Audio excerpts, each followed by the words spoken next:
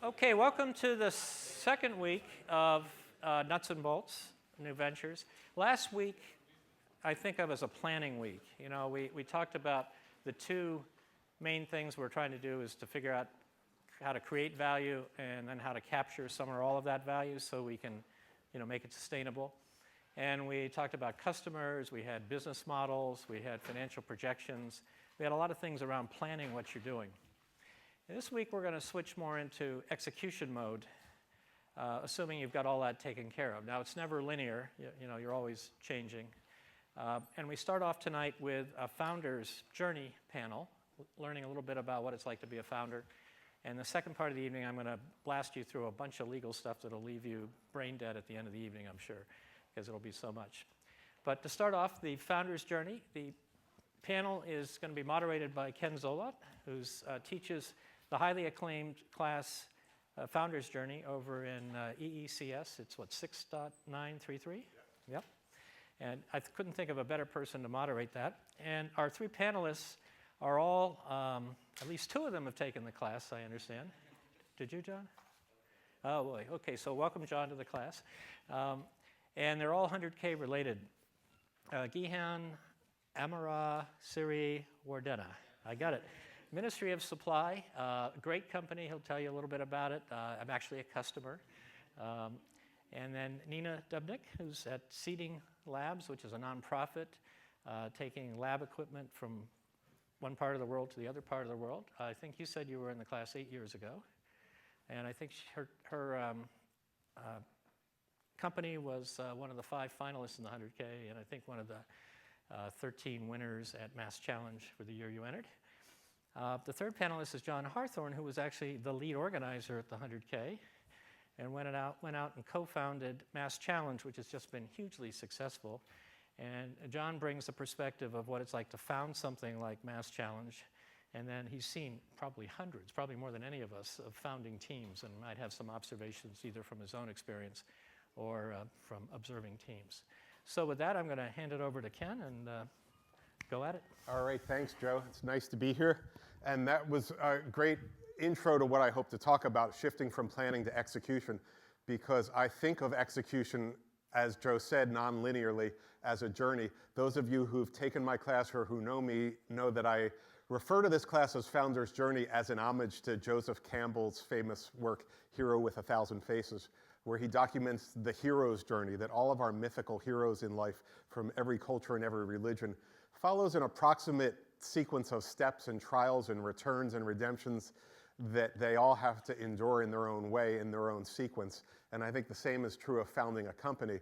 So I want to go to this journey as a personal odyssey, if you will, of something that you as individuals are going to undertake, both with yourselves and also with the people you're with. And I would point out that you're in very good company. My first reassurance to you is that establishing a team, establishing the momentum to found a company, building a collection of mentors, co-founders, colleagues is very much a contact sport. You've all heard about the ecosystem we're privileged to be in here. And I would urge you to look at that around you, starting with the people who've organized this program we're in. Startups are sort of in vogue these days. Everyone's offering a startup boot camp or a startup program. Joe and Yost knew this 25 years ago and have been teaching this since 25 years ago. They really pioneered a lot of the techniques that you're seeing throughout campus, and they're the shoulders on which I'm proud to sit as well as I teach Founder's Journey. So in addition to having great hosts, I would also encourage you to look around you and look at the people in this room. We might nickname this, where Sergey met Larry. You hear about people who met in college or had a spark, an inkling in a dorm room, and that became the basis of a partnership and a company that they would form. And the first tool I would ask you to look at, if you will, is the mirror. So part of undertaking this journey as a startup founder is figuring out what you want to do. What are you? What do you know? Who do you know? What sorts of things drive you? And I think that understanding that, and to use some of the language of this class, I'll playfully ask, are you a nut or a bolt? I mean, we're talking about nuts and bolts of creating startups. All kinds of people found companies. And knowing what kind of person you are and what kind of people you work with is, I think, one of the fundamental steps of embarking on this journey. Speaking of building on the work of others and being inspired by others, I'm going to introduce you to another friend of mine by reference here, a guy named Noam Wasserman, who teaches over at the Harvard Business School. Actually, I'll tease Yost briefly. I don't know if he wants this said in public, but sometimes he'll make a snide slap at Harvard by saying it's important to remember that HBS is 2/3 BS. But the 1/3 that's not BS is a guy named Noam Wasserman, who has written an amazing book called The Founder's Dilemmas. And by the way, I'm not a publisher or a book salesman. I don't get royalties on this book. I have no reason to want to plug his book. But I've recently become very enamored with it. And you'll hear all kinds of things about founding companies, about doing market analyses, competitive analyses, fundraising strategies. But team building strategies and team dynamics is what this book focuses on. And that's the slice I want to talk about a little in my intro tonight, because all three of these people have seen all kinds of stories in terms of team dynamics and culture building in companies. And I think it's important to think about that early on. I'll show you a quick little example of a question he asks in his book. So quick show of hands. And I know there's no right answer here, but if you had to guess one or the other, how many of you would you, and I'll tell you both of these first, then I'll ask for the heads. The choices are owning 100% of 5 million or 5% of 100 million. So how many would rather own 100% of 5 million? How many would rather own 5% of 100 million? Well, more hands on the 5% of 100 million. By the way, these aren't your responses, but when I asked some students who were at a class that Noam and I were teaching a couple weeks ago, and these were mostly a couple months ago, these were largely MIT students, and the split was almost the same as you did. And I think the sense is here that it's better to be a passenger on a big, fast-moving ship than to be king of a little island, where you own 100% of something that's reasonably limited. But, I mean, for some people, that's not necessarily the case. And owning 5% of something that's worth 100 million means that 95% of the ownership of the company is with people you might not like or know, or might not have the same values as you. And that might be a formula for friction in the team. And there might be ways to engineer the relationship. Joe talked about how he's going to talk about legal matters later. And one of the most uncomfortable legal matters you might get stuck in is severance with departing founders, or dealing with stock that people are holding on to who've left the company. If you've seen the movie The Social Network, you know the famous Winklevoss phenomenon, where some set of potential founders became bitter that other people went and ran with the company. So you can save yourself some of these annoying legal issues by understanding from day one how you're architecting a team that's going to coexist in harmony, and figuring out who in your team would answer one way and who would answer the other way, and what you do about that.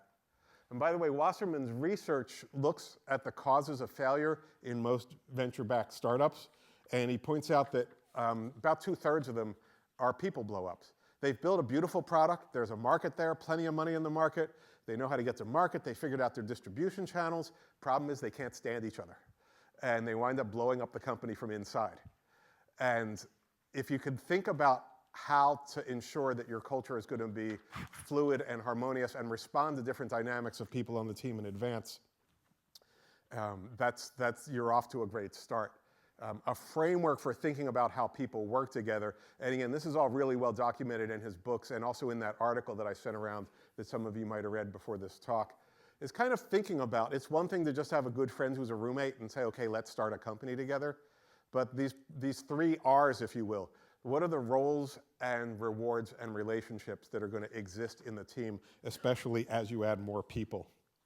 And I think one of the punchlines of his work, and let me go to that, is this quadrant about being rich versus king. So being rich was owning 5% of something worth $100 million, which he argues is having that mindset is going to make you more likely to really own a piece of something valuable. Because if you insist on owning 100% of something, you're less likely to own a large stake. You'll own 100% of something small. And you'll sometimes hear this from investors who are trying to persuade you to dilute your company and taking their money. They'll say, you know, would you rather own 100% of a grape or 50% of a watermelon? And most people who are willing to take the equity hit have a predisposition to wanting to grow the enterprise by bringing more people in. Now, I don't think that's necessarily true in all cases, but again, knowing this in advance and thinking this through is useful. So this four-quadrant slide here, and he actually did some research of companies where the founder gave up both the CEO position and control of the board versus where the founder insisted on keeping both the CEO title and the board of directors title, and found that the financial return for those who gave up control was higher. Now, you might still be miserable. You might be rich and miserable, which might not be a good outcome for you. So you might be very happy owning 100% of something small, and that might be a fine outcome for you. There are plenty of people who are very successful entrepreneurs who own local restaurants or dry cleaners, and they're not going to take over the world or be the next Warren Buffett or something, but they have very fulfilled lives and very financially independent lives. And figuring out in advance what's for you and what's for your co-founders is sort of an important part of that. So I think that was most, I'll show you one more sort of fun slide that was the basis of some of his research when he conducted some questionnaires to ask what drives founders to found companies and what drives founders as they resolve important decisions along the way. And you can argue with this if you want and dispute his methods, but all the research is documented in his article, and it's some fun. I didn't put this up to show you the rank order necessarily so much as just to show the types of things and to ask you to consider where you might rank yourself. Because survey methods are always subject to debate about whether you're getting accurate information. But if this is something interesting, you might want to ask yourself about what's motivating you as well. And it's also interesting to see the gender split here as well. So that was pretty much all I wanted to say. Let me just leave my contact slide up there in case any of you want to contact me with questions. And with that, I'm going to ask each of our panelists to say a few words. Joe, you want me to go in order? All right, great. So, John, take it away. My name is John Harthorn. It's nice to be here. I'm a Sloan 07, and when I graduated, I went to Bain & Company as a strategy consultant, and I left that to launch Mass Challenge. When I was at school, I wasn't actually the lead organizer of the 100K. I was the lead organizer of the Global Startup Workshop, which at the time was part of the 100K business plan competition team, and then my year we split it out into a distinct organization. So I was like a team lead on the 100K. And then I was a winner of the 100K business plan competition in my second year with Robopsy, and I was kind of the business lead on that. So I did a lot of startup stuff at MIT, and I wanted to do a startup when I left, but I didn't have a killer idea, and I had $150,000 worth of student loans. So I went to Bain & Company, paid down the debt, and the goal was, after the first big bonus, to leave Bain and launch my big billion-dollar tech startup. But that first big bonus was December 2008. So if you guys recall, the markets were not doing that well at that time. In fact, we were in total free fall, and we hit the bottom in like March of 2009. The Dow was below 7,000, so it was like total crisis. And there was no way, I didn't have a great startup idea, and there was no way to launch, to raise any money in that climate. And so I solved the problem that I had, which was it's really hard to launch a startup right now when really what the world needs is a lot more startups.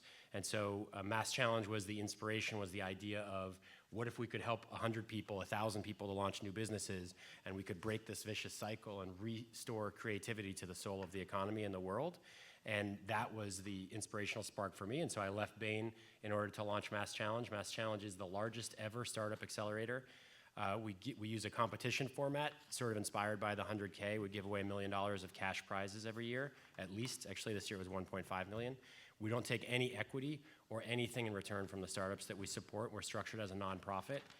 We do 128 startups every year. We're entering our 5th year of the program. The startups we've supported so far have raised over $475 million.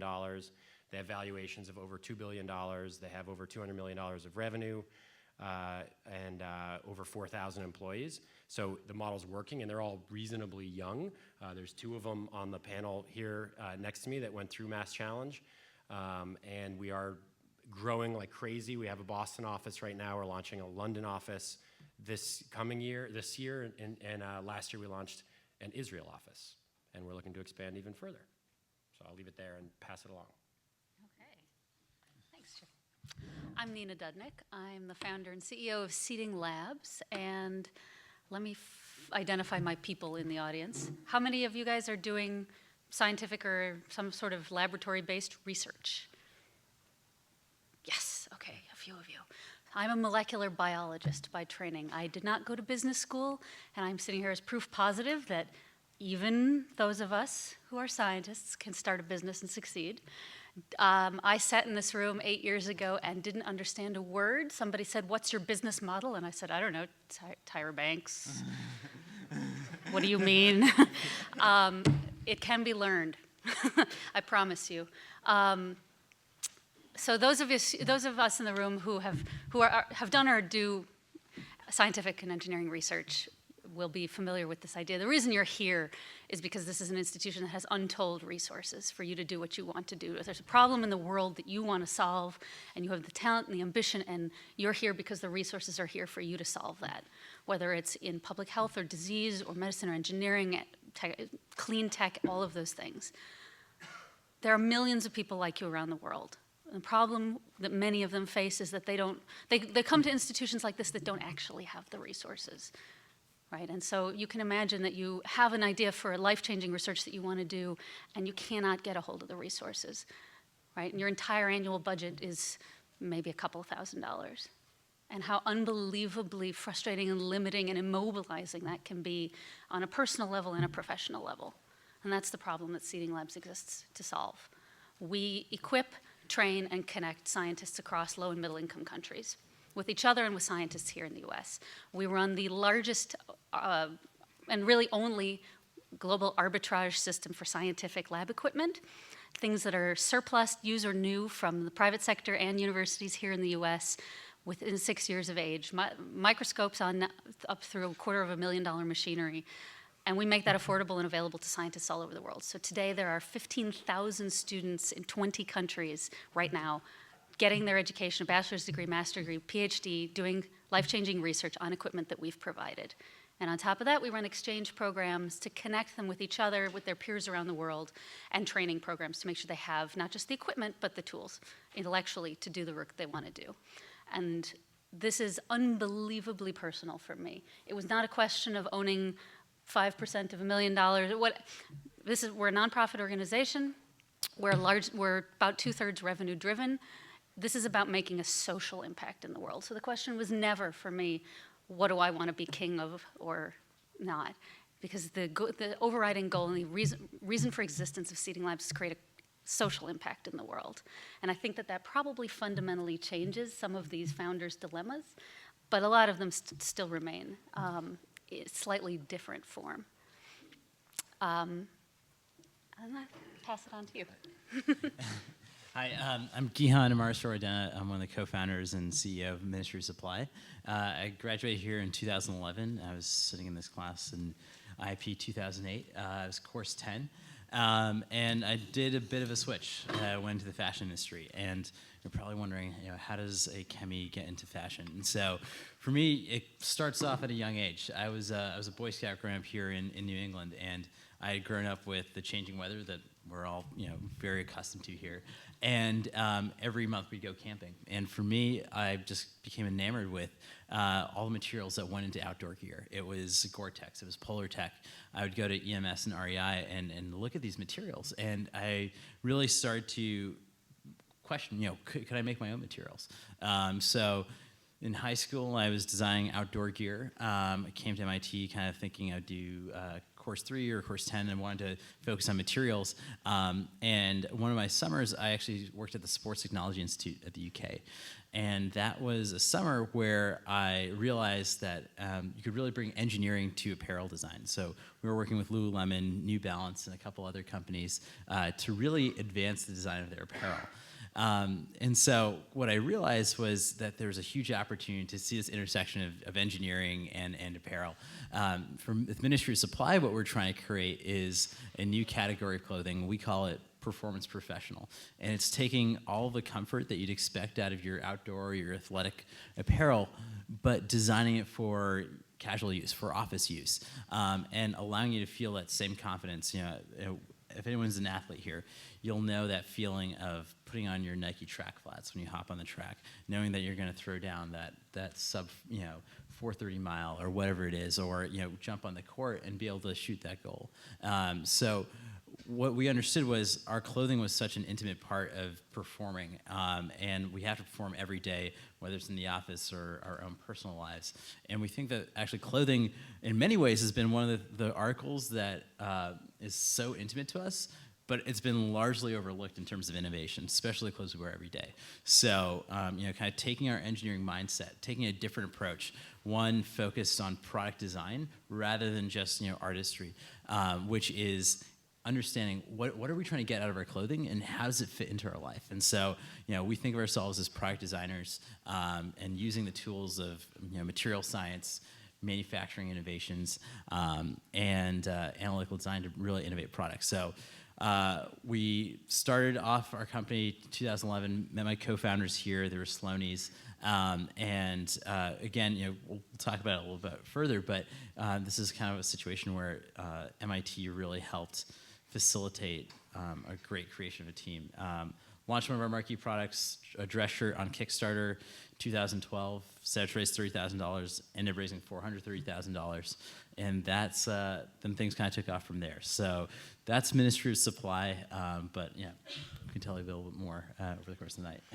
Are you wearing an MOS shirt I'm now? wearing a full MOS outfit minus the blazer. So yeah. Okay, good. And it's interesting, we didn't stage this in sequence on purpose, but I'm thinking about the continuum of being a young student being curious, which is where I come in. I teach a course for undergrads as sort of their first exposure to startups, to maybe being in a general purpose startup accelerator or funding contest that John runs through Mass Challenge, to then having more targeted resources to creating a startup into one sector, toward an actual startup running. So the notion of starting with an idea about startups to companies that create startups and enable startups, and an example of a single startup, we sort of got the full gamut covered here, which is sort of a nice arrangement. I will also just echo a comment that Nina said that about being interested in nonprofits and social impact. I've actually heard Professor Wasserman talk about that, and they're the rich or king phenomenon. Being rich in that case is not a financial reward, but it's an impact reward. So you still might face those trade-offs. Would I rather be 100% in charge of a small clinic that immunizes 5 children a week, or would I rather give up control of my vaccine and partner with the World Health Organization or something and have more impact by being a smaller player on a bigger stage? People who are interested in social impact and nonprofits have to go through that same decision process. They might not use those labels to describe it as that, but that was a really useful qualification to bring on, because this isn't just all about the accumulation of wealth. I think the term rich there was a generic term because most of us know how to count dollars, but being rich has many different measures. So maybe if I could ask folks to, and maybe we'll go backward and ask Gihan to talk first about team building and team dynamics and aligning the interests of different founders. You've done this with a sample size of N=1, if you will, for your company. And you've seen lots of companies come together and fail or succeed based on the dynamics of the team. And actually knew Gihan and some of the other students who were helping him with this idea when they were here at MIT, and not all of them are part of the company now. And sort of watching that whole process shake out was interesting for me. So I don't know what it was like from the inside seeing that happen. Yeah. So for our team, there are 4 co-founders, 3 are still with the company, but the story of how we came together was really interesting. So interestingly, I had started the company with one of my co-founders who was a student here. He was course 2, engineering background, course 2, but we had really come from a perspective, how can we create an innovative product, really focusing on the design itself. And we were working out of, this is right after graduation, making our first prototypes in fraternity chapter room. And it came to the point where, we had developed some product, but we were ready to take it to market. And at that time, we were actually working at the East Center. So it's right between the business school and engineering school. And it's a really interesting space, and I hope you all check it out. But we were working out of there. Bill Aulette graciously gave us some office space over the summer. I'll just interrupt because it's now known as the Trust Center. The Trust Center, right. So a lot of these folks might already know about the place, but not Yeah. remember the name. The name changed in the middle, and it's like amazing to see what it changed into as really a center for different parts of campus to come together, and that's exactly what happened with us. It turned out that there were 2 Sloan students working on the exact same concept, and Bill Aulette, the head of the Trust Center, basically said, how can there be two clothing companies at MIT doing the same thing that have not met each other? So he made sure we met. And what was great is my co-founders, Kit and Aman. Kit has a background in finance. She actually worked with Lululemon developing their retail strategy. And my co-founder, Aman, actually did strategy and operations consulting for Deloitte, really working on manufacturing and creating a lean supply chain. So between the four of us, we really had some overlapping passions, and that was really coming from this concept that we were all athletes. We had all seen how performance affect us as athletes, but we wanted to see that in our professional lives. But we actually had some very complementary skill sets, and that was actually one of the things that really allowed us to have that joining of the teams that made sense. So I think that's what it really came down to for us was, one, knowing that we all had that shared passion, but that also there were distinct areas that we could work on within the team. The team has evolved. We're a team of 10 now in South Station. We're right next to South Station, and what's great about it is we've sort of learned as we're building our team. As founders, we really had to centralize that vision, but as you build the team, it's about centralizing it, but then also sharing it with the team and getting it to a point where you no longer feel like you're the only ones that can execute that someone else you can pass it on to, and that's the only way that you can really grow the company. And I think that's one of the biggest challenges as a founder is articulating what you see as your vision and then getting it to a point where you can hand it off to your team and trust that they're going to execute on it. You want to take that? All right. Yeah. So I'll start with a confession. I was never an MIT student. I was a graduate student. When I started Seeding Labs, I was a graduate student at another university across the river with a medical school. It starts with an H. You may have heard of it. So Seeding Labs began as a student group in the basement of Harvard Medical School. Ran it that way nights and weekends as a complete labor of love for almost 6 years while doing my PhD. So I obviously had no interest in sleeping. And I will, is Yost even in the room? The reason I'm sitting here today is entirely due to Yost, who looked at me after 3 years of knowing me and said, the 100K is starting a social enterprise track this year. You should enter it. And I looked at him and I stared at him and I said, with what? It never occurred to me that this could be my job. It had never occurred to me it could be a company. I think I was a little, I went to school before it was cool to be an entrepreneur. What can I say? It was never part of my education. You're a scientist, there's a track, it's academic, that's it. If you deviate, you could go to the private sector. That was it. It was never a word, entrepreneurship, and social entrepreneurship was never a phrase until about 5 years ago. So it had never in my life occurred to me that this could be my job until Yost pointed it out for me, thankfully. And so putting that first team together was real tough, in part because I was sort of a hanger-on here at MIT. I didn't have access to 100% of the resources that are available here. So if you are affiliated with MIT, please, just for me, for my sake, take advantage of everything that's here, because it's incredible and it's unique. So I put together a team. Most of the people on that team were, like me, grad students. This was their sort of labor of love, hobby, nights and weekends. And about a year and a half later, I finished my PhD, graduated, got a fellowship from an organization called Echoing Green to found Seeding Labs. So it was just me. And that's one of the biggest regrets that I have, is it would have been great not to have been so darn alone for such a long time. The rest of the people on the sort of affiliated with the student group became the first founding board of directors. And so it was great. On the one hand, I had their knowledge and their passion, and they were around to do some stuff, but on a regular day-to-day 9-to-5 basis, it was just me. And that's really hard. And if you can avoid that, I wish that I had. That's the one thing one of the first things I would absolutely do differently. I think, again, I'll just keep hammering home the social enterprise aspect of stuff. I think that in building a team to do this kind of work, the vision of where it can go is important, but the corollary of that is the values that are behind it. So one of the first things that we did as a founding board was try to get down on paper in concrete terms the values that motivated the work that we were doing. Because then you have a document, you can sit there and say, this is why we do this work. Not just how, and not just, we want to be in 400 countries in this many years. This is why. These are the fundamental core values that we have as a company.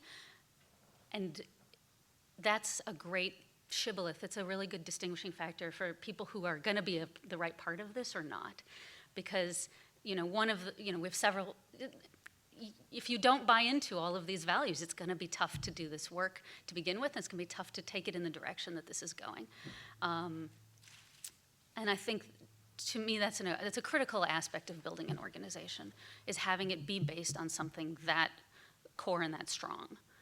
Because then how you do it can vary as the situation demands, but the why is always there, and that's what transmits across time. And that's a really interesting point, because having everyone who's aligned in the mission is really critical in the early stages. At some point, you might just need someone who's a really good JavaScript coder, and you don't care what their values are, or do you? And I don't know when you cross that threshold and how you figure out how to bring such people on, or how to keep a core group at the center that you work with, versus when you can farm out tasks to individuals where the cultural fit isn't as essential. So that's a really interesting continuum to think about, because you talked about growing larger now. Yeah. And you were that core at the beginning, and even though you regretted being solo, you had 100% control over those values as well. Yeah. So John, I don't know if you want to comment on that, both from the perspective of Mass Challenge itself as a startup, or any number of the startups that you've seen birthed under your tutelage there. Yeah. So I think that's exactly the right point. Whether it's social impact or not, I think the mission and the values of the organization, the values and culture of the organization, are super critical at the early stages, because everything, like the stuff that you have to do, is undefined. You don't know what your task is yet. You sort of you have to be directionally aligned that we're trying to get to this outcome, and that outcome could be we want to make a ton of money, right? It doesn't have to be a feel-good social cause. It probably is deeper than just we want to make money. But it could be we want to cure a disease, or we want to educate a population, or we want to deliver really high-quality clothes in the professional workplace. It doesn't have to be about a social mission, but there is some kind of deeper underlying mission that's super critical, and having alignment on that at the early stages is vital. And then also around the culture of the organization, like we outline what we see as kind of like our guiding principles, which are things that, like, we need team members who are always at cause. Meaning that you never allow circumstance to dictate your outcome. You never come and say, oh, I would have been on time, but the bus was late. It's like, no, if it was your wedding, you would have been on time. Like, you would have found a way to get off the bus and run through traffic and make it here on time. And if you didn't make it, it's because you didn't want to make it enough. And that you have to have that deep drive. That's something that's really important in Mass Challenge. And if you don't have that drive in you, you will be rejected.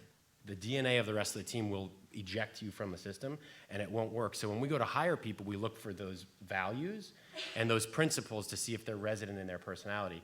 And then as a next step, you need skills, and you need a match of skills. One of the challenges that we had at the early stages is I tend to hire people that are like me. And then you have 3 people that all do the same stuff. And you're like, but nobody does all the other stuff, which is also really important, right? Like, none of us are good at finance or accounting. So who's going to do that? And nobody wants to do it, but we all want to do the sales side of it. We all want to go to all of the meetings together and then you're screwed, because you're like, we got to divide this up somehow, and nobody's good at any of these other tasks, which is a problem. But that comes at a later step, because as long as you're all hyper dedicated to the mission, and you all believe in that, and you also have the same value set, then you'll work your ass off to figure it out, and you'll learn the skills as you go, or you'll be resourceful enough to figure out how to acquire the other people, or resources, or get it for free, which is kind of what we did. So I do think that that's exactly the right thing, is that you rally around the mission and the values first and foremost, and then you have to find the skills. For me, it was like weird, and I would say it's very important. It was important for me. I'm an extrovert. I couldn't be alone. Like, I just can't do it. I think out loud. I wouldn't be able to do it. So I needed another person there, even if only as a sounding board. Even if they didn't do anything, they just had to sit there and stare at me so I could talk it out. Was critical. And I was at Bain & Company, as I said, and the guy that sat next to me is now my co-founder, Akil. And he and I were plotting our escape from Bain basically from day one. So he's an HBS grad, and I was a Sloaney, and we both wanted to do startups, but we both had a lot of debt and you just can't do it. And we both found ourselves pretty unhappy at Bain pretty quickly in. And we're both there at like 3 in the morning, still working side by side with everybody else is gone and all the lights are off, and back again at 5 in the morning, just hating it and like talking about how we wish we could be doing anything other than that. And so, but we didn't have any good ideas. And then I had this like eureka moment in bed thinking, you know, God, all I want to do is start a business and create jobs and growth and optimism and break this vicious cycle of spiral downward. And yet it's never been harder to start a business and create jobs.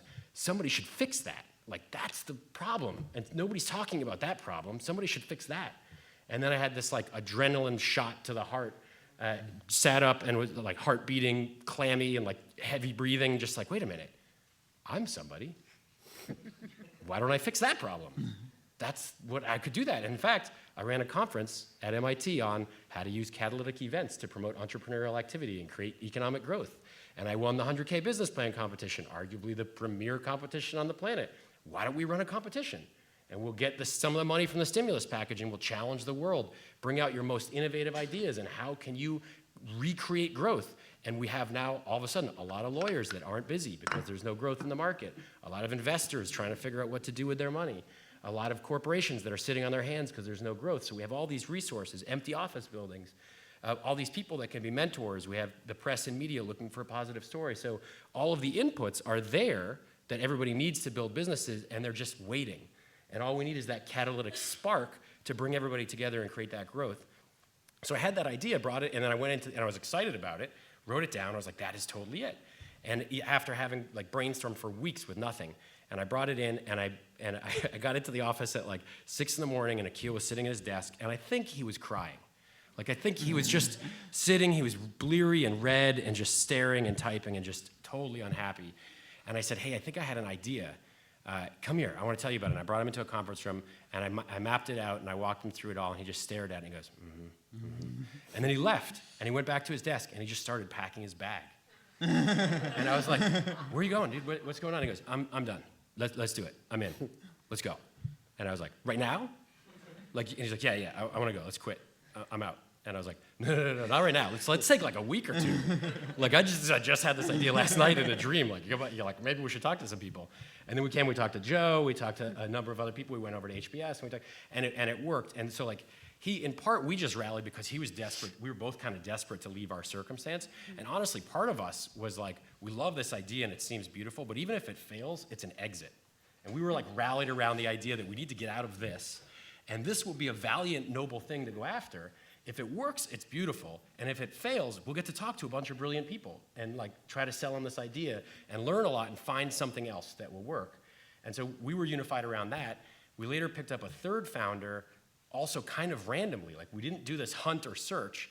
And we brought him in. We really had this value that we wanted everything to be equal, everybody to have an equal share. So Keel's a Harvard Business School guy. I was a Sloan Business School guy. And this other guy was like 25, just like a random guy. And he's a nice guy, I love him.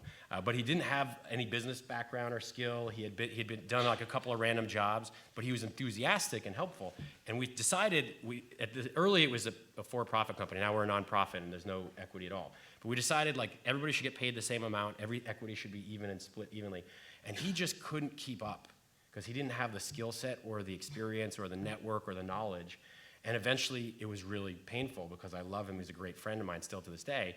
But we had to ask him to leave because we couldn't justify paying him the same amount of money when he just couldn't do half of the work that each of us was contributing. And that was like a really painful moment and a realization that like, you got to be thoughtful about this stuff. Like, it comes back to haunt you. The founder stuff is the most complicated. And getting the team right is so difficult. By far to this day, HR is still the most important and the most difficult task that I do because people are just they're not predictable, reliable machines. And they have so many emotions, and you have emotions relative to them, and you become like really close, and you're deep friends. And it's hard to tell somebody that they suck. Like, it's really hard to be like, hey, I love you, you're great, it's good to see your family yesterday. You're not doing your job. And like, that's really hard for the other 6 of us that have to make up for it when we all really need to be 15 people because we're trying to do the work of a much larger company and grow, and nobody knows what you do anymore. And that's a really hard conversation. And I've gotten like, so one thing I would say is, so it's important to rally around the mission and the values and all of that stuff. And then it's also important to have open, transparent conversations as early as possible, because it only gets harder. The first person I had to fire took me a full year to get up the courage. Wow. And it just got worse and worse and worse and harder, and more of their life is invested in the organization, and they still haven't been producing value.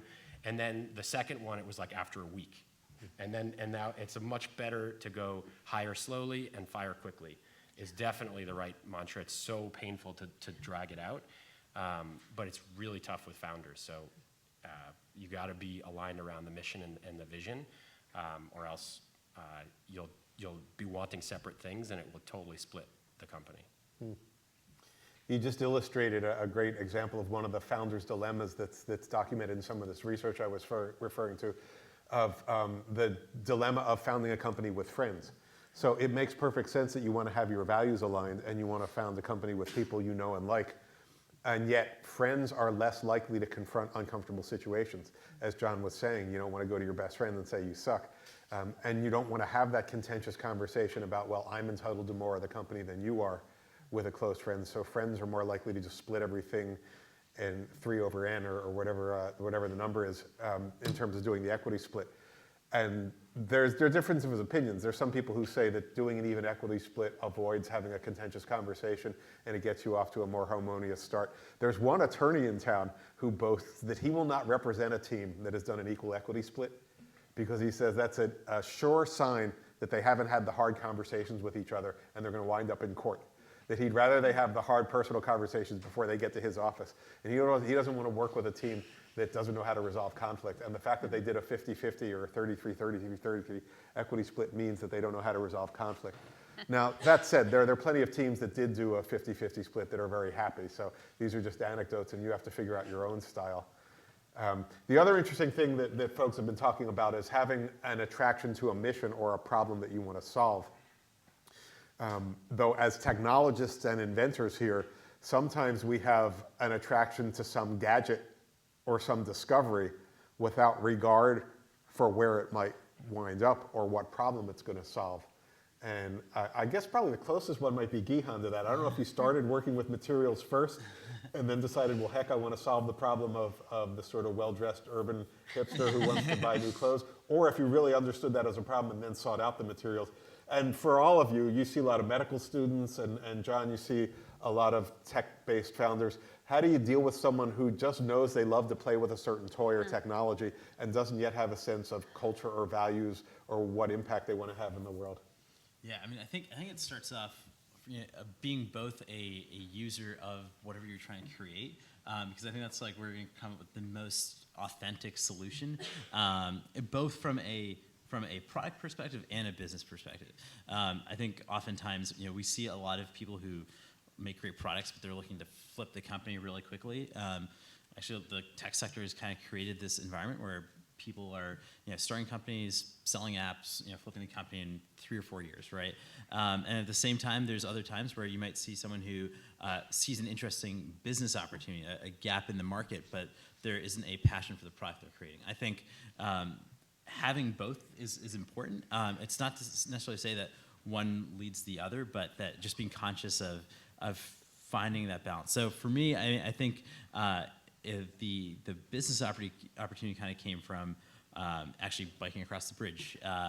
I used to wear like hiking gear all the time because I'm from Amherst, Mass, and you can kind of get away with looking a little more like an outdoors person there. And I wanted to have more of an urban aesthetic. Even here at MIT, I think most people don't care about as much about what they wear, but I wanted to have a little bit more of an urban aesthetic, and so I was just realizing for me that even from a style perspective, there wasn't that balance there. But biking across the bridge in a cotton t-shirt or a cotton dress shirt just wasn't cutting it, and so the actual inspiration was I was running with one of my friends on the cross-country team. He was a MIT alum, Core 16, was working at Fidelity Investments, and he was saying, he'd get on the tee every morning at 7 o'clock. He'd already taken a shower, and by the time he got to the office, he'd already sweat through his shirts. And there's no way you can start the day like that. And so, we were on the run, and we were saying, what if we just took the materials from our running shirts and put them into dress shirts. And that was at the very early stage of it. I think, John, I don't know if you saw our first pitch, but it was, we came in with a shirt that we had just cut up some running shirts and sewed it into a dress shirt. And that was sort of the, the early concept. And I think that's where you can quickly assess, like, if you're a technologist and you love this idea for the product, quickly assessing if there really is a market for it. I think a lot of times in product development, people get so stuck in the design process or the development process that they don't actually build it and then test it. There's testing the product from a functional standpoint, and there's testing the product from a market standpoint. And so, we said, we don't know anything about making dress shirts or anything like that, but we're just going to try to hack one together. And then we went to the Sloan cafeteria, where people probably dress up a little bit more, and we just asked 50 different business school students, what are the problems you have with your dress shirts? And then also, like, would you wear this shirt? And we got a lot of responses that they wouldn't wear that particular shirt, but but the concept really resonated. And so that's when we started to realize, hey, we might be onto something. And I think that's kind of where you can test, is this a great product idea, but then also, is it a good market idea? So yeah, I think we have hypotheses from a scientific standpoint, but there's also market hypotheses, and you got to test both of them. So it sounds like you started with the problem and then went out to find the solution. Do you have experience with folks who arrive with the solution and they're not sure whose problem they're solving? The technologist or gadget lover, someone who's convinced they've invented something that's useful, but they're not sure who it's useful for yet. And how do you coach such a person to find his or her way? Well, I'm similar. I was a person who identified the problem and came up with the solution well, it was a little bit of both, maybe, actually, Seating Labs. I'm a huge believer in the idea that chance favors the prepared mind. I think that if you're paying attention, you notice the scenario in which all these things come together. Seating Labs came in both directions. So I was a researcher in West Africa. I was working at a rice research station because at the ripe old age of 12, I had decided that I was going to feed the world through science.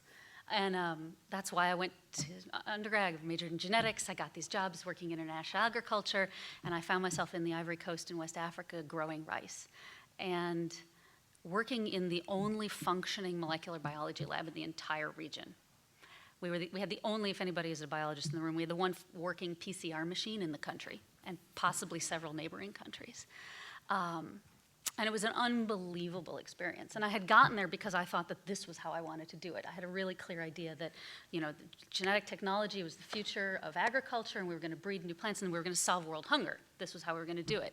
And I came away wanting to solve a totally different problem, which was that the lab that we were in was admittedly at a highly well-resourced, comparatively, internationally funded institution where we were doing things like washing and drying disposable Eppendorf tubes and using them for 3 months at a time, which is ridiculous. If any of you know, they don't last for 3 months at a time. If you wash and dry and autoclave them, they do not last. And my counterpart in that lab was my age. She had grown up in Cote d'Ivoire. She was a high school dropout single mother from a farming village, and she was teaching me molecular biology. She was troubleshooting experiments and developing protocols and doing molecular biology research that ultimately helped, as part of a team, lead to 17 new varieties of rice specifically bred for African agricultural pests and problems. And so here I was in the least resourced lab I've ever seen in my entire life, with an entire staff who had never even finished high school, who were changing the world through science, despite having almost no resources. And it was an unbelievable experience, and it dramatically changed me on every possible level. And then I left, and I came back to Boston, and I went to graduate school like I was supposed to do because I was on the track, and I was in absolute miserable culture shock. I started grad school on September 10th, 2001. It was a great time.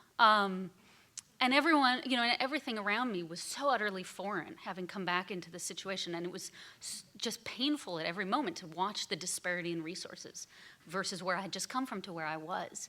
And so again, I think chance favors the prepared mind. I found a couple of other weirdos like me who were working in lab who had had similar experiences. And one of them happened to meet the guy in the basement who ran the fix-it shop, who had a pile of lab equipment that other people were bringing to get it repaired and then never coming back because they'd already bought a new one with their grant. And so that was a really simple aha moment, which was, we know that this stuff is needed. We have it sitting right here. Let's put it in boxes and ship it around the world. And I think so we didn't have the benefit of, 6 months of market research and who needs equipment and how many people are out there. And the truth is now, 10 years later, I know that we have data that nobody else in the universe has. The UN system doesn't know how many scientists are out there or what equipment they need, but Seeding Labs now does. Nobody ever measured this before, so the market wasn't even there to measure. So you have to take a chance on sometimes I think you have to take a chance on sensing that you've got the solution to a problem without maybe all the hard data. So we started, if you will, with the technology in a way, and the problem coming together in our brains at that kind of aha moment. I don't think you can plan that.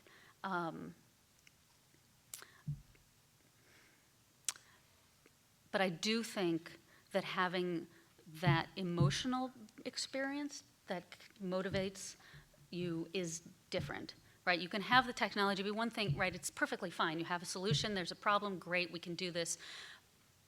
But the reality is that on the day-to-day basis, this is really hard, right? Getting out of bed to do this every morning, especially if you're an extrovert like me and you're alone in your apartment starting a company, there is no one to talk to, is unbelievably hard. I mean, this is the hardest thing I've ever done. And I did a PhD in molecular biology at a really difficult institution. This is still the hardest thing I've ever done. And without that sense of obligation, that moment of obligation that I had in that lab in West Africa, I don't think I would have gotten through the last 6 years of doing this. So it's one thing to have the widget and the solution and have that perfect excitement that it's all come together. But if there's nothing deeper below it, this is my belief. I really believe that you have to have that deeper, passionate connection to why you're doing it. Because the how of it is never going to be emotionally fulfilling enough to get out of bed and keep doing it every day. So I think that it's indispensable, not just to have a great idea that solves a problem, but to have an emotional reason behind it, why you're doing it. And John, you've probably seen people sort of learn to fall in love with a problem, if you will. They arrive with a gadget that says, this solves problem X, and then they get feedback from the market that there is no market for problem X out there, and they say, okay, why don't we try it on market Y instead? And then they find that they're really interested in solving the pain points for market Y. Yeah. So I would say, like, I've seen both in many, numerous times, that people arrive with a technology seeking a market, or they have to change the market, which happens quite a lot, or people that are like solely business team trying to launch a technology company. And I think the extreme ends of that are really hard. Like, if you're only technology with no business savvy and you don't have any understanding of a market, but you just love a technology, it's it's hard to do that. There's a lot, this is a game where it's really difficult. You have to basically get straight A's in every possible subject related to your business, which includes raising money, hiring a team, managing the team, managing your resources, identifying customers, securing their revenue, getting office space, getting attention of the media and the press,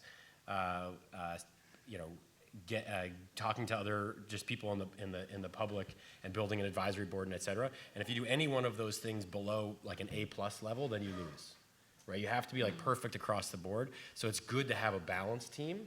I have seen where if people are really passionate and engaged, that their market could turn out to be totally unviable, and that they will not give up and find another viable market and do well. So a good example is a company that originally was called Novophage at Mass Challenge, and now they're called Sample 6.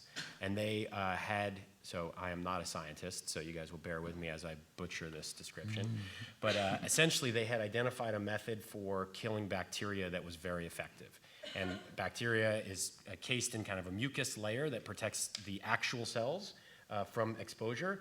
And there's large industrial applications where you'll have like cooling towers, very large cooling towers, that will accumulate large quantities of bacteria on them, and then the industry will have to like spray chlorine bleach essentially and kill them all off. And so this would be a spray that you can apply that would dissolve the mucous membrane, exposing the cells in their raw form, making it significantly easier to kill them with a much lower quantity of this nasty chemical solution. And so they wanted to use this in industrial applications. And one of their proof points of why it should be used and why they were going to win was that it was like 10,000 times more effective at killing bacteria than anything else on the market. And our final judge, one of them said they did not win money. And although they got a silver prize at Mass Challenge without cash. And they didn't win money because one of the final judges said the FDA will never approve this. And they were like, no, the FDA is already telling us great things. They love us. We have a meeting next week. They said that they're going to approve it. It's like we're coasting through it. It's easy. And he's like, there's no way. Bacteria is so critical to the food chain and the life chain that if they will not allow you to release something into the wild that is 10,000 times more capable at killing bacteria, which we have all inside of us, like by weight, like roughly half of our non-water weight, right? So like there's no way that they will allow you to do that. And so they didn't win money. And they went off. Turns out FDA did not allow them to do it because it turned out to be too dangerous upon further inspection. So now they're just prohibited from using it for this function. So what they did is they completely changed the model of the company, and now they use it for testing for the presence of bacteria. So they can, in the food chain, pull lettuce off of a truck, apply their solution, expose the bacteria in a much more accessible way, and then apply diagnostic solutions that will demonstrate the presence or lack of presence of E. coli or other bacteria. And it doesn't go into the food chain because it's pulled off as a sample, and it's much more effective and much faster and more capable. And so they found that, and they've raised, tens of millions of dollars in VC. I think over $20 million. They had, they'd already raised like $7 or $8 million before they pivoted. And so part of it may have just been the VCs breathing down their back and telling, you better figure this out. We put too much money in this for it not to work. But they also were a super talented team. And that's what, when we look for startups that I want to know if I think the startup is going to win, if I look at what's correlated with success, it's about the tenacity of the team. And that comes down to the values and whether they care. Because chances are you've picked your market wrong. Chances are your idea is not that good, and you're probably, you're wrong on virtually all of it, right? But if you care deeply about winning and about succeeding because you love the cause, or because you're just really crazy about fashion, right? And you just can't stop thinking about it and solving that problem, then you're not going to give up. But you're going to wake up, and for a year, you're going to hear 99 no's for every one yes that you get. It's just brutal. And you're going to have all these team difficulties, and you're not going to have any money. You're going to be poor, and you're basically mortgaging every friendship that you have, every relationship that you have in your life, so that you can focus your effort on this crazy startup. And people start to dislike you because they're like, oh, here he comes again, talking about his crazy It's really thing. glamorous entrepreneurship. This is the take-home message. This beginning part is brutal, and you have to deeply care about it, or you just will quit. And you should quit. It's the expected value of a startup is negative. It's not a rational enterprise. You don't go into this because you're going to make money, because you aren't. You're going to lose virtually everybody. So you go into it because you just can't not do it. You can't avoid the thing. It just keeps poking you in the face. You can't avoid it. And then you're like, I'm going to have to do it, and you have to win, and then you'll overcome the challenges, or you'll figure out a way to just be resourceful and wiggle your way through it. So yeah, I would say at that level, it doesn't really matter technology or business. I think I've seen success stories that are business-heavy teams, success stories that are technology-heavy teams, but the extreme ends are really tough, because ultimately you have to solve both problems. And if you have no tech savvy, you're in trouble. Programmers, engineers are in short supply. They're very expensive. It's hard if they don't love the idea to get them to work for equity. So if you're all engineers, it's hard for you to figure out how to sell business people, how to divide up the equity in a rational way. Engineers tend to sort of hoard their technology and not want to share it, don't understand how to pitch it properly and tell people about the opportunity and the end goal of it. So those two ends of the extreme are pretty unlikely, and the middle is a better play. Though, and I'm hearing a common theme here, which is coming back to where we started, which is finding that internal source of propulsion, if you will. That there's no logical goal that you could pinpoint from day one and say, I know I want to get here, and there's a perfectly valid path that's going to have a positive cash flow to get me there. That there's a little bit of insanity in here, but knowing what's driving you to keep taking those steps forward in the face of all these rejections you're going to get. And whether that's personal or societal missions or being in love with the technology, everyone's a little different there. So figuring that out is, I think, a great challenge for you.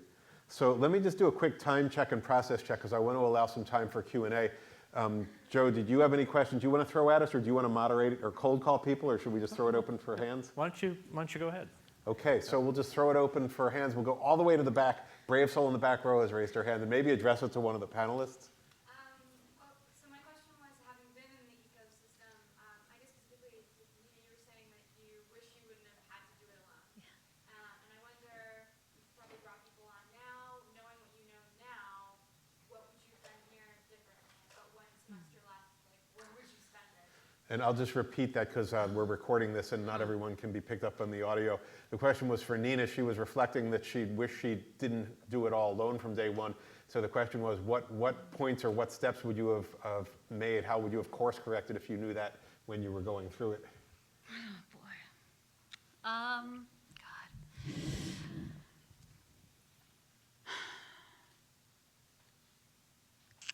It's tough before you've done it to know what expertise you lack that you need somebody else to bring with. I was about a year and a half in, when I realized that I was reinventing a global supply chain and knew nothing about that, and people had done this before. So the first person that I brought onto the team was somebody who did just that, international logistics and warehousing. I'm not sure if I could have known that a priori beforehand, but to the extent that you can, think about the things that you're good at and the things that you love, and then the opposite, right? The things you don't think you're actually that great at, and the things you really wish you didn't have to do, and find people who complement you in that way. I wish I had a great suggestion for how to do that. Probably there are a lot of resources that Joe can tell you about here at MIT that do just that. The other thing that I wish I'd had, not just a team, but mentors, right? So everyone who had ever been a mentor to me was an academic research scientist. They had no idea what I was talking about doing. They thought I was crazy. And the reality, especially if you're doing something that no one's ever done before, is it's hard to find somebody to mentor you who's done it before. But finding mentors is really important. Those are the two things that I would say try your best to find. And I believe in mentor with a little m. You know, I think we talked about mentors with a capital M a lot of the time, as if somehow this great guru was going to come and be able to provide you with all of the knowledge and advice that you needed in all sectors of your life. I like to find little mentors, right? People that I can think of who might be able to talk to me over coffee for an hour about one particular thing I know they're good at. People love to be asked for advice. Good. Let me throw in a quick addition on that, which I think is exactly right. And you want to have multiple mentors and on different topics. Something that I would advise strongly that was really valuable for me at school is to engage in clubs and team activities. And like being the lead organizer for the Global Startup Workshop was the single most valuable thing that I did when I was at school, including all of my classes and winning the 100K, because I had to manage a team of 30 people that I didn't pay. I had no money to pay them anything, so I had to figure out how. I had a little budget for pizza and soda, so how do I motivate people to do a whole ton of work and organize this massive conference halfway around the world and raise all of this money when I control nothing over them? I don't control their grades, I can't fire, or I have nothing. I don't pay them, right? And figuring out how to motivate them and organize them was hugely valuable. And just understanding how to work with people on a team and identify strengths and weaknesses of various players and say, no, even though you're volunteering for that task, it's better suited for Nina or it's better suited for somebody else because they've got the skill set. Yeah. So the team stuff and clubs and like a lot of the strengths that I drive, it wasn't intended to be beneficial in a certain way. I just did it because it was fun. But I learned a huge amount out of it. So just engage. Good. Got a question here. Great. I would like to know, what would you advise if you have a burning passion for a problem that, in my case, that I think it's almost too big to be solved by a person if it's so involved in the politics, the money, the bigger system? Or do these issues, are they just a fallacy of some other symptoms? Yeah, the proverbial boil the ocean problem, that you describe a problem to somebody and they say, well, solving that's like boiling the ocean. Why don't you find something small to start with? So what do you do if you want to solve a problem that seems insurmountable by a small team or a startup? Maybe John's seen So more of those cases. I would say go for it. I think bigger ideas are better. People like big ideas attract big thinkers. Like you get, when we went, so on my board of advisors originally, we had Joe, we had Ken Morse, we had Desh Deshpande was, who, the Deshpande Center was one of our early advisors. And when I went to pitch Desh, I was thinking, like, what can I offer this guy? Right? Like he's a billionaire, super successful. He feeds 1.5 million children in India every day. So he's got like social benefits that he's already phenomenally successful in everything he's ever done. I can't offer him anything. So, but I better at least bring a big idea. If you go to somebody like that and you say, hey, I'd like to help 30 people locally, then they're like, I don't have time for this. I have other bigger things. But so we pitched him on Renaissance. Like, we think that we can usher in a period of renaissance, that we can catalyze a period of global renaissance by empowering the creative classes and connecting them rapidly with the resources they need to achieve their ideas in practice, and that this would be a once in 1,000-year opportunity. And he said, this is a good idea. Somebody should do it. And then we had to convince him that we were those people, which was the next hurdle. But the fact that it was a big idea captured his attention, so I think that's good. And then in terms of tactical stuff, I would say talk about your ideas all the time. There's this tendency to fear. And look, there are certain scientific ideas and technologies that you need to patent, and you have to be worried about people stealing it. That does exist, so be careful and talk to a lawyer. Joe is an expert in this field. But in general, people can't steal ideas that easily. It's all, the execution is so much harder than the concept. So in general, I was talking to people like in the grocery store, just like, hey, I have this idea and I don't know how to solve this part of it. Do you know anything about that? And you'd be amazed, just everywhere you go, talk to everybody all the time, and people will supply solutions for you that make it much easier. And then you also can identify people that are interested in joining, and you get better at telling your story and pitching and securing resources. So we do that. And then another thing that I found really helpful out of Bain is what Bain calls answer first. And that is like, write it down from start to finish as if it's true. Say, we wrote down, ours was, Mass Challenge will launch the largest ever startup accelerator, and it will be and create an enormous impact on the world because. And then we said, we have the knowledge, we understand how the model works, we can secure the right team, we can secure the right advisors, we can raise the funding, right? And all of the conditions in the affirmative, and then you create sub-bullets. We can get the right advisors. We know Joe. We know Ken Morse. We can get to Desh. And you name them. And we know how to get the funding. We'll get it from the government. We'll get it from corporations. We'll get it from foundations. And then what you can do is you can test each of those hypotheses. And it's a scientific method. And you're wrong. You'll be wrong on a bunch of them. But you just reword it until it's right. Right? We can secure necessary funding from corporations. No, it's actually foundations. Okay. Change the word. Right? And then you can go. Now you have a list of actions you can take, and you can validate whether it's true or not. And that gives you like a plan. And then you go to them and you tell them, this is my story, what's wrong with it? And they'll tell you, this part is stupid. It's a good idea generally, but that part will never work. They'll never give you money. They don't have those budgets. Instead, and then you say, who does? And they'll say, oh, the government's got a ton of money. I know the person. Can you introduce me? And then it just starts working. Good. Yes, sir. This is for John. We saw on the slides the top reasons why startups fail and so on and so forth. In your experience running Mass Challenge, what would you say are the top reasons startups fail? Yeah, in your experience running Mass Challenge, what would you say are the top reasons startups fail? I mean, it's teams for sure. It's like team dysfunction. Somebody's not serious. They're like kind of a drunk. They don't really care. They like wander in and out of it. They're there because they want, it's like for vanity. They want to feel important and be a leader, but they don't actually care about the business. Or there's infighting between them because they want to go in a different direction, or somebody's trying to steal all the equity and just has like greedy ulterior motives. That's virtually always what it is. Or another common one, especially for engineers, is that they just get lost in the technology and they never talk to the customers. So they just show up and they're like so comfortable coding or developing their prototype or whatever that they forget to go talk to people. They run out of money. They build something nobody wants. And they keep talking to you about how exciting it is, and we just came up with this really elegant solution to this technical problem. And you're like, but what does it do? And they can't answer that, and that's a sure sign that they're going to fail. Those are probably the most common. And honestly, though, like there's also just a lot of crappy luck. Like there's so many things that have to line up perfectly. A huge element of this is luck. And it's the fallacy of the success stories that they will say that like, oh, well, it was just because I was really thoughtful or good. But a huge amount of it is that the right person showed up at the right time. And I do believe you can make your own luck to a certain extent. But a lot of it is like, you just got unlucky. The timing was bad. Google came out with a competitive product that, the day before you launched yours or a month before, something, and you were exactly there but you just missed it, and it was unpredictable, and you couldn't know it, and you just got to move on. Yeah, that's why I would caution you against founder worship. Like, you can go to events like this where they bring in successful founders who tell you exactly what they did, and you think if only you write down their formula and do it exactly, that you'll be successful too. Or even some of these retrospective books that celebrate founders as being grand visionaries.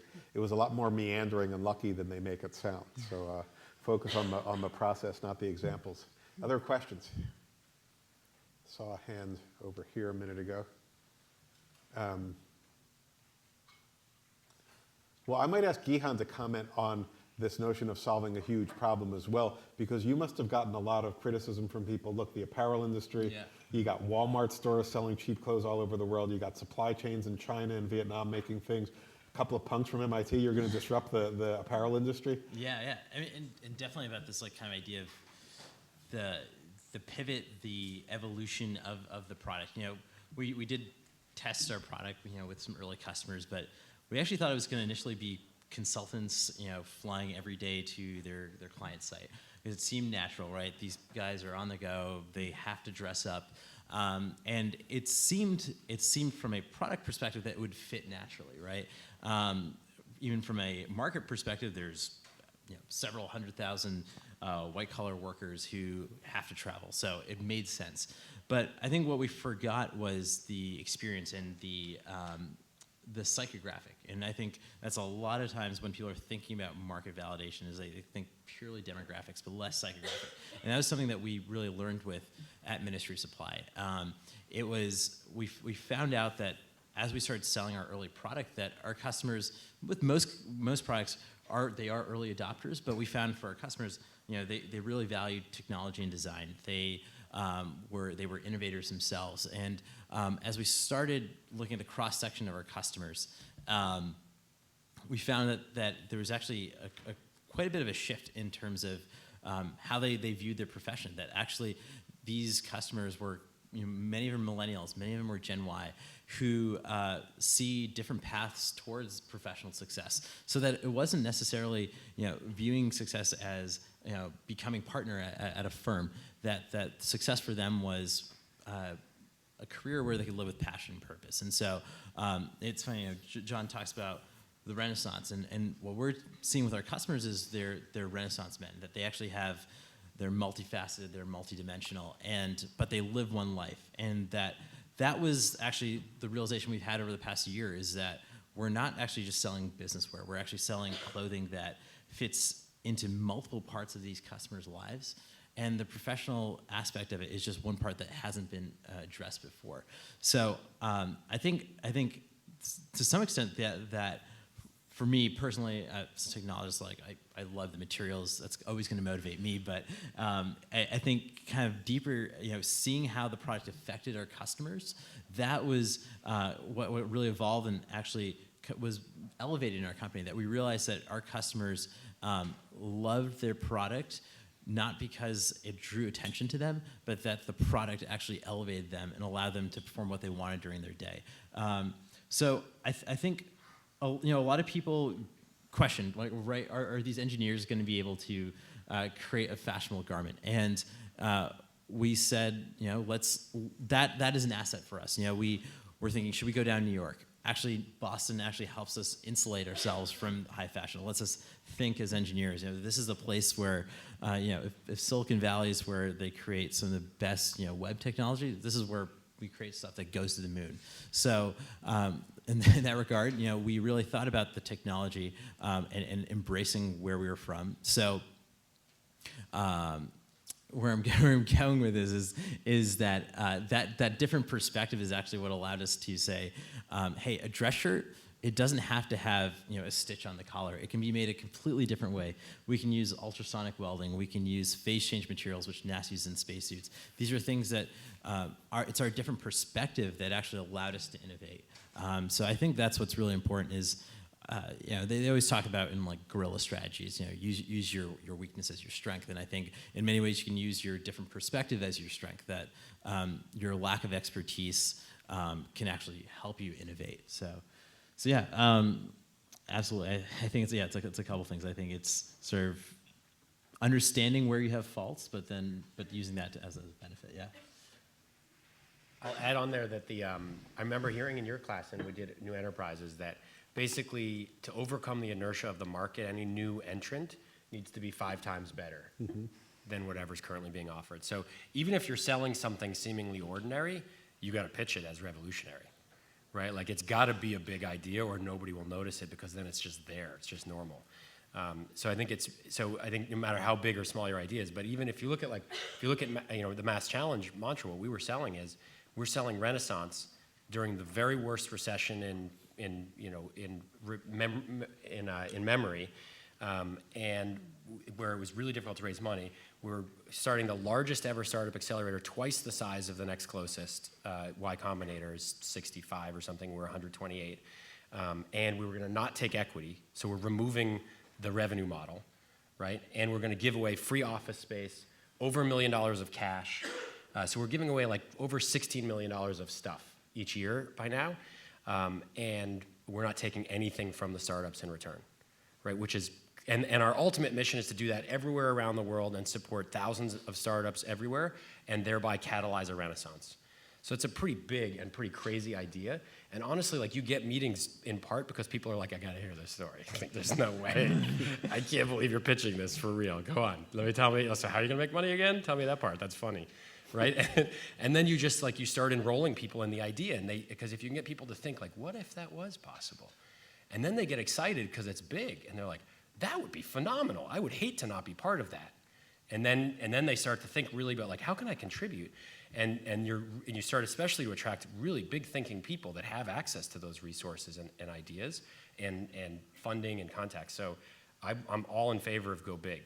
And you're gonna have to take baby steps. Like you have to be patient. You're not gonna achieve the big idea right away. You're gonna have to get there incrementally, but you gotta be selling big and then thinking in little steps and how am I getting closer and closer. And I think you're hearing a common theme here of being a good storyteller, of being able to get people to envision something that you envision and getting them enrolled in what excites you. So we're a couple minutes past 7:20. I know that's when we're scheduled to do a break. So maybe we'll let some folks come down and do informal Q&A, and then Joe's going to shift gears in a little bit. But join me in thanking John, Anita, and Gihan for a great panel.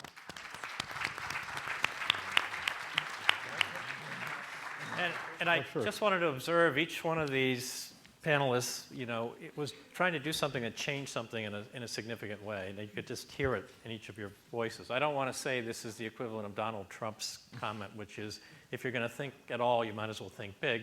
But it's a pretty good thing to do. The other thing I noticed is I mentioned at the beginning of the course the idea of an entrepreneurial virus that's a lifetime affliction. I think we've got 3 afflicted people here. You'll never get rid of it. Okay, you recommend that life? Yeah, it's a brutal life, but it's the best life that you can ever lead. Okay. I mean, that's why you're infected with it. You can't get rid of it. I don't know. I couldn't work for somebody else. I couldn't do it. He's unmanageable, but that's another story. So we'll take about a 15-minute break and follow up. Can I with quickly questions? plug, if you guys have a big idea and you need some help on it, enter Mass Challenge. Entry opens February 12th, and applications close April 2nd. If you have any questions, I'm John at masschallenge.org. We're all first name at masschallenge.org. So please enter. We would love to see you guys and help you out. And if you don't enter, go over and Yeah, or come over to our events. They're all free and open to the public. all right. Okay, thank you.